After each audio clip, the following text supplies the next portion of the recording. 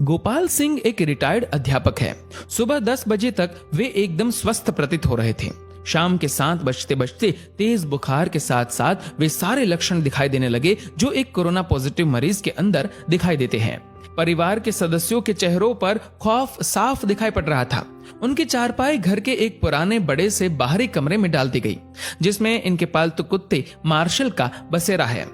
गोपाल जी कुछ साल पहले एक छोटा सा घायल पिल्ला सड़क से उठाकर लाए थे और अपने बच्चे की तरह उसे पाला और उसका नाम रख दिया मार्शल। इस कमरे में अब गोपाल जी, उनकी चारपाई और उनका प्यारा मार्शल है। दोनों बेटों बहुओं ने दूरी बना ली और बच्चों को भी पास ना जाने के निर्देश दे दिए गए। सरकार द्वारा जारी किए गए नंबर पर फोन करके सूचना दे दी गई।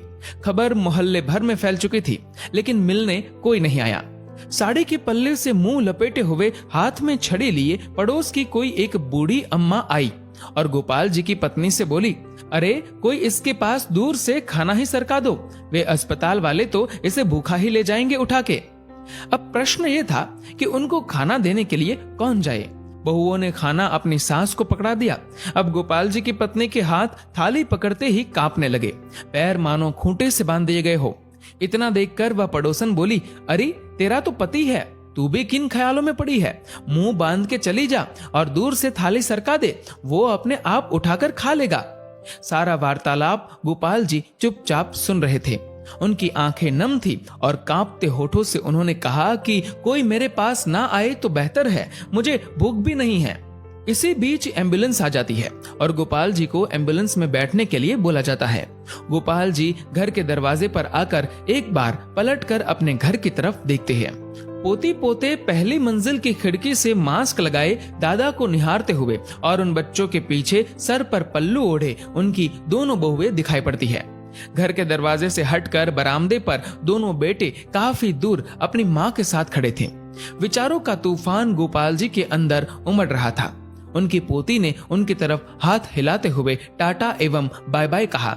एक क्षण को उन्हें लगा कि जैसे जिंदगी ने अलविदा कह दिया हो। गोपाल जी की आंखें लबलबा उठी। उन्होंने झुककर अपने घर की दहलीज को चूमा और एम्बुलेंस में जाकर बैठ गए। उनकी पत्नी ने तुरंत पानी से भरी बाल्टी घर की उस दहलीज पर डाल दी जिसको गोपाल जी चूमकर एम्बुलेंस में बैठे थे।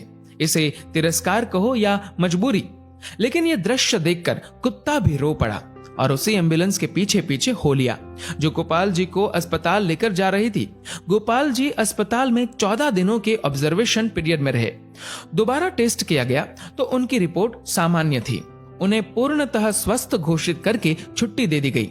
जब वह अस्पताल से बाहर निकले तो उनको अस्पताल के गेट पर उनका कुत्ता मार्शल बैठा दिखाई दिया। दोनों एक दूसरे से लिपट गए। एक की आंखों से गंगा तो एक की आंखों से यमुना बहे जा रही थी। जब तक गोपाल जी के बेटों की लंबी गाड़ी उन्हें लेने पहुंचती, तब तक वो अपने कुत्ते को लेकर किसी दूसरी दिशा की ओर निकल चुके थे। उसके बाद वो कभी दिखाई नहीं दिए। आज उनके फोटो के साथ उनकी गुमशुदगी की खबर छपी है। अखबार में लिखा है कि सूचना देने वाले को 40,000 का इनाम दिया जाएगा। 40,000। हाँ, पढ़कर ध्यान आया कि इतनी ही तो मासिक पेंशन आती थी उनकी, जिसको वो परिवार के ऊपर हंसते हंसते उड़ा दिया करते थे। एक बार आप गोपाल जी की जगह पर स्वयं को रखकर देखो। कल्पना करो कि इस कहानी में गोपाल जी का किरदार आप हो। आपका सारा अहंकार और सब मोह माया खत्म हो जाएगी। हे कोरोना, तू पूरी दुनिया में मौत का तांडव कर रहा है, पर सचमुच में तूने जीवन का सार समझा दिया है। तेरे लिए अमीर गरीब, छोटा बड़ा, स्त्री पुरुष, राजा रंक कोई भेदभाव नहीं, सब एक समान है। इसीलिए मैं आपसे निवेदन करता हूँ कि कुछ पुण्य कर्म कर लिया कीजिए। जीवन में कुछ नहीं है, कोई अपना नहीं है। जब तक स्वार्थ है तभी तक आपके सब है। जीवन एक सफर है, मौत उसकी मंजिल है। मोक्ष का द्वार कर्म है, यही सत्य है।